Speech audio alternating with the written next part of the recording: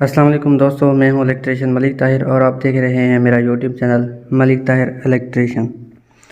दोस्तों, आज मैं आपको बताऊंगा चेंज और स्विच के कनेक्शन किस तरह से किए जाते हैं। दोस्तों, चेंज और स्विच का काम ये है कि अगर तो आपके पास वापडा के 2 मीटर हैं तो आप चेंज और स्विच की मदद से कभी एक मीटर चला सकते हैं, कभी दूसरा। और आप इसी तरह से अगर आपके पास वापडा और सोलर सिस्टम है तो आप ये चेंज कर सकते हैं कि आपने किस वक्त वापडा पे चलाना है या सोलर पे चलाना है। आज मैं आपको इस वीडियो में बताऊंगा कि इसके कनेक्शन किस तरह से होंगे।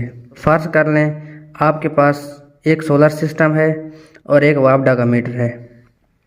आपके पास सोलर सिस्टम की 2 वायर होंगी। एक वायर आपने इस पॉइंट पे लगा देनी है, दूसरी इस पॉइंट पे। जो आपका वापडा का मीटर है उसकी भी 2 वायर होती हैं। आपने वापडा के मीटर की एक वायर इधर लगा देनी है और एक वायर इस पॉइंट पे लगा देनी है। अब आपके पास बच गए हैं एक ये पॉइंट और एक ये पॉइंट। ये होते हैं आउट के लिए। आप इन 2 पॉइंट से भी आउट ले सकते हैं और इन 2 पॉइंट से भी आउट ले सकते हैं। आउट का करंट इधर से ले सकते हैं। आप इधर से वायर निकाल के अपने घर का लोड चला सकते हैं। अब आपके पास ये हैंडल है।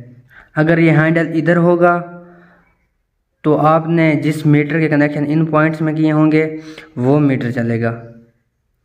मतलब इधर अगर सोलर है तो सोलर चलेगा। अगर आप इसको सीधा ऊपर कर देते हैं तो ये न्यूट्रल है, ये चेंज ओवर स्विच ऑफ हो जाएगा, घर की तरफ कोई भी लोड नहीं जाएगा। अगर आप इसे इधर कर देते हैं तो फिर इधर अगर सोलर की वायर लगाई हुई है तो सोलर चलेगा।